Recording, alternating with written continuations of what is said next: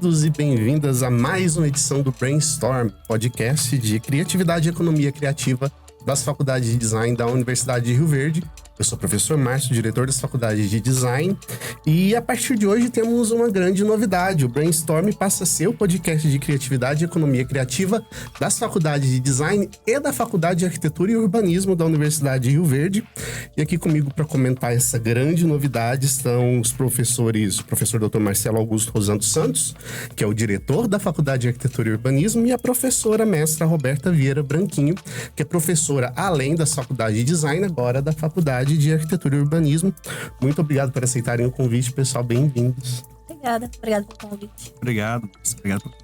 A professora Roberta, ela é arquiteta e urbanista, graduada em arquitetura e urbanismo pela UFO, especialista em iluminação pelo IPOG e mestra em sustentabilidade e construção civil pela Universidade Tecnológica Federal do Paraná. E o professor Marcelo é doutor. Ele, além de diretor da Faculdade de Arquitetura e Urbanismo, ele é professor das faculdades de design e coordenador do departamento de obras aqui da universidade. Ele também é arquiteto e urbanista, formado pela Faculdade Dom Pedro II, mestre e doutor em materiais e processos de fabricação pela Unesp. Pessoal, me conta um pouquinho, afinal de contas, o que faz o arquiteto, né? Qual o papel dele na obra e como que é essa sinergia entre o arquiteto, o engenheiro civil, o designer de interiores e outros profissionais que atuam aí nas obras. Vamos lá? Bom, primeiramente queria agradecer ao Márcio, né, pelo esse convite. Professora Roberta também. Eu costumo dizer que o arquiteto, ele na verdade, ele é um vendedor de sonhos, né? Que eu acho que é uma atribuição que ele precisa pensar o que o cliente quer, tentar criar esse sonho e fazer materialização dele. Então, primeiramente, essa parte, acho que ele acaba sendo um vendedor de coisas inexistentes que tem que formar um sonho. Então, isso é muito bacana. E o arquiteto, ele costuma planejar ambientes, buscar a necessidade do cliente, criar ampliações, buscar aquela parte de história do conceito do local, quais são suas funcionalidades e tentar aplicar isso de uma melhor forma. Concordo. Uma função muito importante do arquiteto é de compatibilização. O arquiteto, igual você perguntou, como que é a relação do design e o engenheiro? É uma profissão que trabalha junto, não trabalha separado. O designer tem seu papel, né, nos projetos de interiores, o engenheiro civil tem sua parte muito importante, né, estrutural, elétrico, hidráulico, né, engenheiros, várias áreas da engenharia, mecânica, né, refrigeração e tudo mais. E o arquiteto, além dele ter que idealizar o sonho do cliente, né, interpretar, fazer um bom briefing, analisar o perfil e o que realmente o cliente quer, né? O arquiteto, ele tem o papel de interpretar o que o cliente espera e trazer isso de forma construtiva, né? Como que ele está construindo isso? Não só no residencial, mas no comercial, né? Como que vai estimular as vendas, né? Como que vai ser compatível, vai ser agradável. E não pensar só na estética, né? A função, né? A arquitetura, tudo, né? Principalmente em função, e aí... Quando atende a função, resolve as necessidades, né? Vem a plasticidade, né? A estética. Assim, olhando de fora, olhando com o ponto de vista do cliente, a gente tem muito aquela impressão de que é uma escolha, né? Se eu contrato para minha obra um designer, eu não preciso contratar um arquiteto, eu não preciso contratar um engenheiro se eu contrato um arquiteto. Então, a gente tem aquela impressão de que quando o arquiteto entra na obra, o engenheiro sai. E não é bem assim que funciona, né? Não é um ou outro. São 3 áreas de atuação bem distintas que colaboram para que a obra ou para que aquilo que está sendo construído saia da maneira como deve ser, da maneira segura, da maneira como o cliente deseja. Como que funciona essa sinergia entre o arquiteto, o engenheiro e o designer? Eles podem trabalhar juntos? Como que funciona? Onde que o papel de um termina? Onde o papel do outro começa? Como funciona isso? Olha, Márcio, eu acho que cada atribuição, né, cada profissional, ele se especializa numa área. Então, quando a gente fala, contrata um arquiteto, um engenheiro, qual que faz uma função a outra, ou design de interiores e arquitetura, como escolher? Muitos profissionais, como engenheiros, que também fazem diversos projetos arquitetônicos bons, né? Como também design de interiores. Na região, a gente tem muitos famosos aí que se sobressaem muito mais do que arquitetos. Então, assim, o arquiteto hoje, ele tem uma demanda, falando entre arquitetura e design de interiores, ele tem um estudo maior, né? Uma carga horária maior, ele tem atribuições diferentes do design de interiores. Então, além dele fazer as atribuições, ele também estuda a parte de planejamento urbano, parte de construção de loteamento, como também projetos complementares. E na engenharia também é focado nessa parte como arquiteto, mas uma área mais, em vez de ser humanas como a arquitetura, é exatas. Então, os profissionais se especializam mais em projetos estruturais, complementares, pontes e estradas. Então, tem essa divergência, mas nada impede de um engenheiro fazer uma especialização mais focada na arquitetura, num design de interiores, e ele querer desenvolver um projeto. Então, a escolha é saber aquele profissional que você conhece, o que ele realmente exerce, né? Para definir o que você quer. Se você quer um planejamento, uma ambientação de dentro de uma loja, então, escolha um arquiteto ou escolha um design de interiores. Essa atribuição é que vai diferenciar. Então, todos têm a mesma demanda, né? Concordo também. E na prática, principalmente no meu caso, eu sou arquiteta, mas eu atuo principalmente em iluminação. Então, quando eu chego num projeto de uma obra, vou dar um exemplo de uma casa de condomínio fechado. É uma arquiteta que me contratou, daí eu, como arquiteta, faço a iluminação, tem a arquiteta que faz o detalhamento dos projetos dela, tem a designer que faz o refinamento, né, o projeto de interiores mesmo. E quando a gente chega na obra, a gente tem a engenheira responsável pelo orçamento, temos a engenheira que é responsável pela obra, porque tem os dois casos, né? Gestão de obra e gestão de projetos. O arquiteto pode atuar nas duas áreas e vai focando, né? Cada vez mais. Então, a arquitetura é muito abrangente, ela consegue trabalhar com todos, né? Em todas as áreas. E como o Marcelo falou, o urbanismo é muito forte, né? A gente aprende muito sobre a cidade, sobre planejamento, sobre viabilidade. Então, é um curso muito amplo que dá para atuar em diversas áreas. Puxando um gancho aí, Márcia, vários escritórios hoje estão se especializando, né, contratando profissionais, fazendo parceria e tendo diversos engenheiros, design de interiores, tudo junto. Por quê? Pegam um projeto e ramifica ele dentro do departamento. Então, acaba desenvolvendo ele do início ao fim, porque vai muito da demanda do cliente. Hoje, na gestão aqui do Departamento de Engenharia e Obras, nós temos engenheiros que são especialistas na parte de topografia, de paisagismo, temos design de interiores que fica na parte de implementação imobiliária, de estética, como também eu na parte de gerência do Departamento de Engenharia e Obras, que sou arquiteto. Então, é bem amplo. Então, pode ser que como a Roberta falou, um especialista é uma área específica e faz um serviço muito bem feito, que outros profissionais chamam, né? Como você pode ter tudo em um local só. Uma coisa que, inclusive, a gente já havia comentado em outras edições, é que é uma tendência, não só aqui em Rio Verde, mas como em todo o mundo, a gente ter essa questão do profissional que é multidisciplinar, né? Você não contrata um profissional, você contrata uma equipe, e a equipe, cada um entra dentro da sua área de expertise, não são expertises que se anulam, são expertises que se complementam, cada um dentro da sua área de atuação, todo mundo contribuindo para que o projeto venha a ser executado da melhor forma, da forma mais adequada possível, né? Uma coisa que está acontecendo muito aqui na cidade, realmente, essa criação desses escritórios que contam com um time de design, um time de engenharia, um time de arquitetura, todo mundo trabalhando junto. Uma curiosidade, o nome do curso é Arquitetura e Urbanismo, né? A gente está falando aqui de arquitetura e arquitetura, mas por que o curso tem essas duas nomenclaturas, né? Arquitetura e urbanismo? Afinal de contas, o que faz um urbanista? Bom, hoje o pessoal pensa que o arquiteto só vai para dentro da área de residência, né? Residência, construção de casa.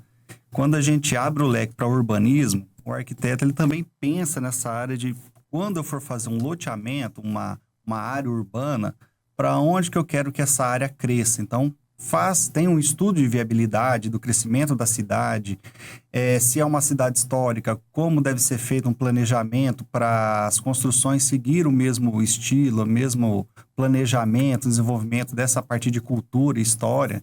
E a questão de pavimentação, com acessibilidade. Então, o urbanismo, esse profissional, ele vai atuar mais nessa área. Então, qual o tipo de vegetação, arborização que eu vou colocar num canteiro central para evitar que ela vai acessar os fios, vai danificar calçadas. Então, a gente tem todo esse estudo. Então, como tem um profissional específico em iluminação, em residência, o arquiteto que atua mais na área de urbanismo, ele vai pensar nessa área de crescimento, né? De parte de urbanização e construção de loteamento, condomínios, seria isso. Tem também a questão do tráfego, a gente repara como que está o trânsito, planejamento de praças. Inclusive, tem um amigo urbanista que ele faz um trabalho para a ONU de como que ele desenvolve o urbanismo da cidade para os próximos 10 anos as cidades melhorarem. Como que ele implementa, seria em praças, seria em espaços urbanos coletivos, atrações turísticas, quais são as atrações urbanísticas para trazer renda e melhorar a qualidade de vida desse usuário. E essa é uma das atribuições que a gente fala pouco, né, na verdade, que é muito importante. Então é interessante a gente frisar isso, né? A arquitetura não termina na porta. Não. A arquitetura também vai para a parte de estrutura da cidade, para a parte de infraestrutura urbana, de interconexão, a parte de sistemas, a parte de iluminação, inclusive pública, de parque, jardim. Bem interessante isso para quem pensa que o trabalho do arquiteto termina na porta da rua, né? Uma atribuição que a gente tem também é o paisagismo. Formamos como arquitetos e urbanistas, mas atuamos como paisagistas também. Até como o Marcelo falou, né? A gente pensa na paisagem urbana, né? Como que vai ser essa conexão do paisagismo com a fiação, com o caminho, né? Como que vai direcionar a gente também se locomover na cidade, né? Essa questão que ele falou mesmo, de escolher planta para que a raiz não penetre fundo no solo o suficiente para prejudicar, por exemplo, a questão de esgoto ou de água. É uma coisa que não vem à nossa mente de maneira tão instantânea quando você pensa em arquitetura, e é também trabalho do arquiteto urbanista. Sim, por exemplo, você pensa, vou fazer uma calçada acessível com piso tátil. Aí a raiz ela vai envolver essa calçada, vai fazer elevações e vai acabar atrapalhando o que você pensou na acessibilidade. Então, atua assim, um bom profissional nessa parte de urbanismo tem que pensar também num todo. Tem não me lembro bem se é Ribeirão Preto, uma cidade de São Paulo. Eles tinham feito um parque com jaqueiras, com jacas. Sobrou árvores e eles foram plantar na avenida principal.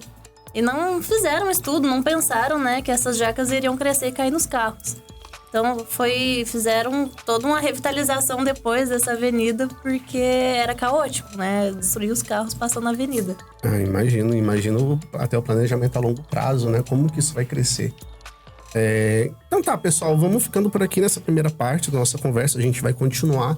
Continuem aqui com a gente para a segunda parte do Brainstorm.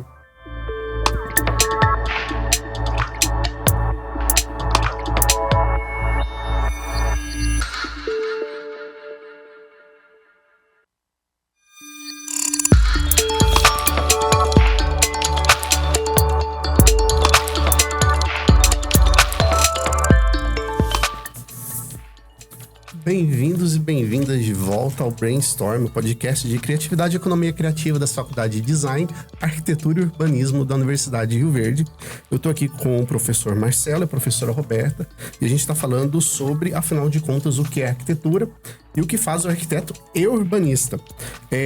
No bloco anterior a gente comentou um pouquinho sobre essa questão de atribuições, mas além da obra, além do planejamento urbano, o que um arquiteto e urbanista pode fazer? Quais são as outras atribuições, além de gestão, gerenciamento e execução de obra? Dos pontos importantes é nessa conexão, por exemplo, você vai abrir um ponto comercial, um institucional, a gente fazer um estudo de cores, né? Fazer um estudo de viabilidade, se vale a pena alugar o ponto, né? A gente olha a insolação, olha as regras da cidade, como se fosse uma guia amarela, né? Quanto que tem que ter de recuo, qual porcentagem que pode construir. Então, isso é muito importante. Às vezes a pessoa compra um terreno, vou construir um prédio de 6 andares. Compra um terreno e não se preocupa. Mas quanto que pode construir desse terreno, né? A gente pode realmente construir 6 andares? Se vai ter que comprar ou viabilizar isso de outra forma? Então, no início, nós somos muito importantes, né? Para esse direcionamento para o cliente. E nem sempre o cliente sabe que pode contar com a gente nesse ponto.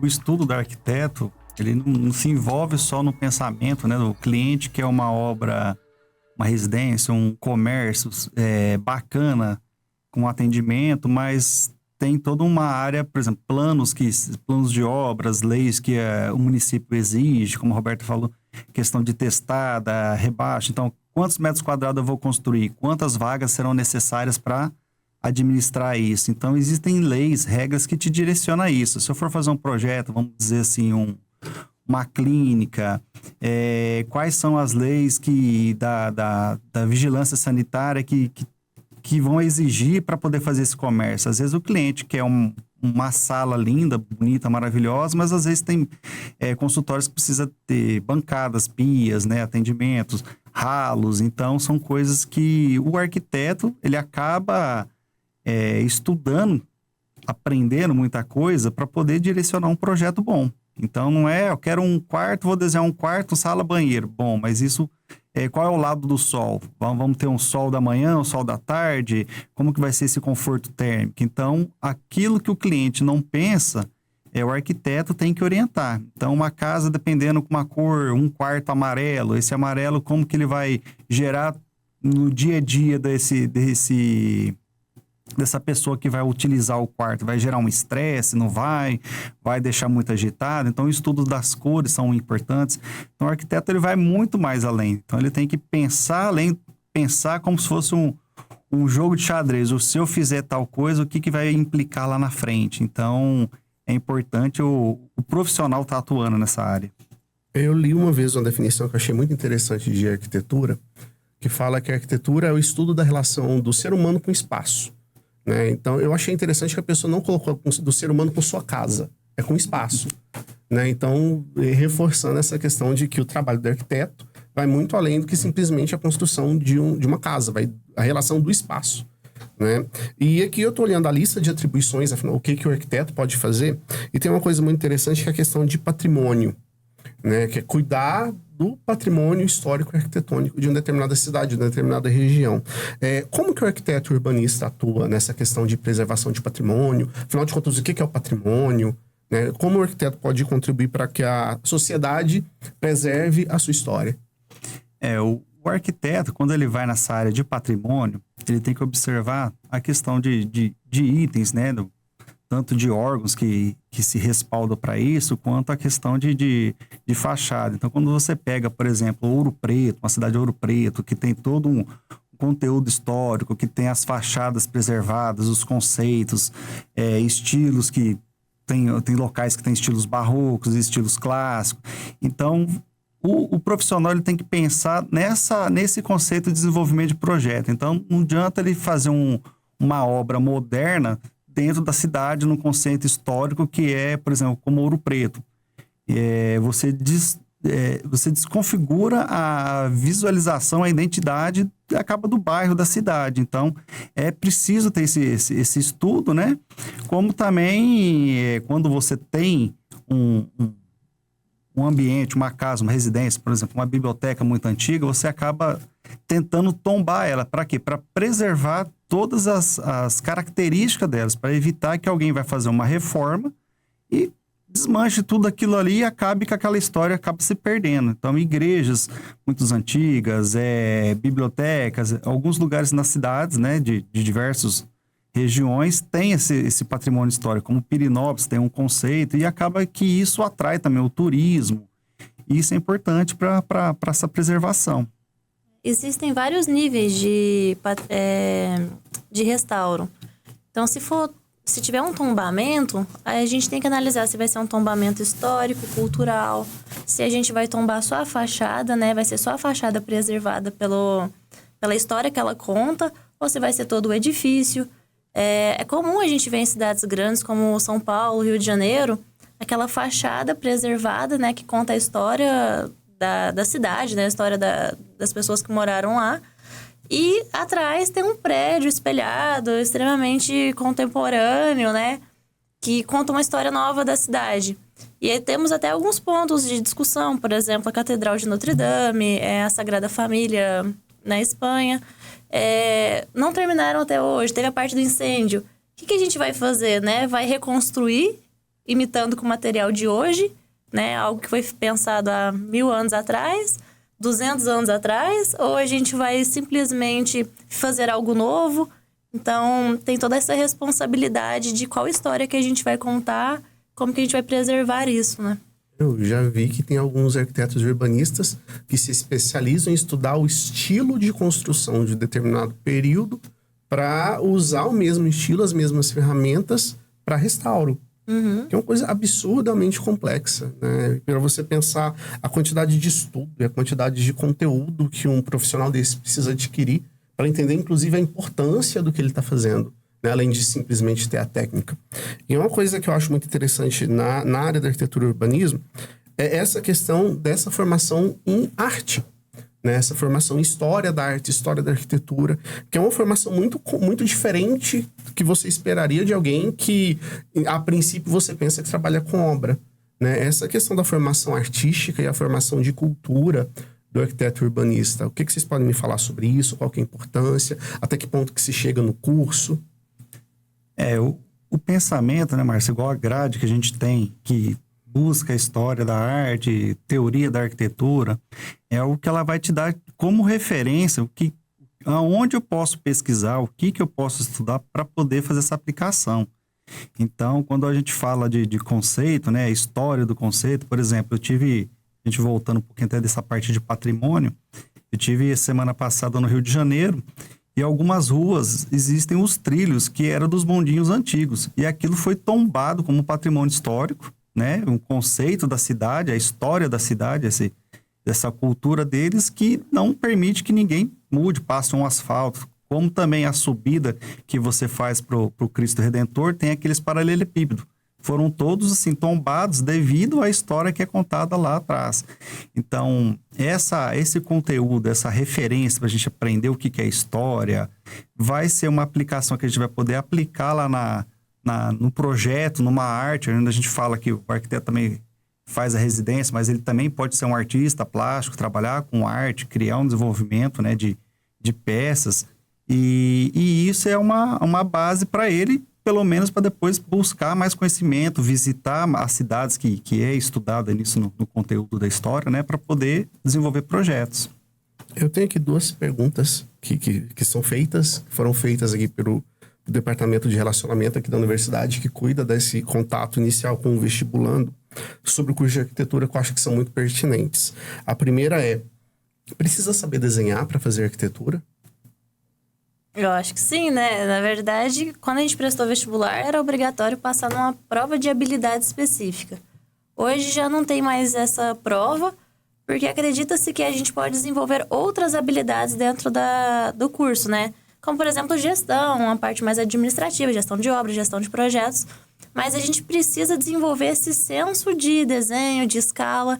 Então, no primeiro período, principalmente, primeiro e segundo período, a gente trabalha muito sobre escala, perspectiva, noção de desenho à mão, desenho nas ferramentas digitais. A partir do segundo período, a gente já começa a ensinar os softwares, né? Utilizar AutoCAD, SketchUp, Revit. Então, a gente pode não ter um traço artístico à mão livre, mas a gente precisa desenvolver a habilidade de desenho, o desenho técnico. Pensando assim numa pessoa que quer fazer um curso de arquitetura, fala, nunca mexi com desenho, eu consigo desenvolver um estudo, ser um arquiteto? Pensando nas disciplinas, a categoria, né? Vamos falar assim, o curso de arquitetura, ele vai te preparar, por exemplo, desenho técnico. A gente tem um estudo de desenho técnico. Esse desenho técnico, ele vai ensinar qualquer pessoa a ter uma aptidão de construir um desenho técnico. Então, como que eu faço uma casa? Eu não sei, eu não consigo desenhar um rosto perfeitamente. Então, igual a Roberto falou, nas grades que nós temos, nas disciplinas de perspectiva, desenho técnico, qualquer pessoa vai ser apta a conseguir aprender a desenhar. Então, existe aquela pergunta, eu nunca desenhei, eu consigo ser arquiteto? Sim, claro. Tendo a aptidão, aprendendo, força de vontade, as disciplinas vão te conduzir a isso. Então, é importante também frisar que o desenho à mão da arquitetura, ele te leva para ter uma habilidade maior, né? Ajuda muito e isso o curso vai permitir até o final, né? Essa parte prática. Então, falando especificamente da grade do curso de arquitetura aqui da Universidade de Rio Verde, nós temos a disciplina de desenho artístico, inclusive no primeiro período, né? Então, essas habilidades de desenho, elas são desenvolvíveis.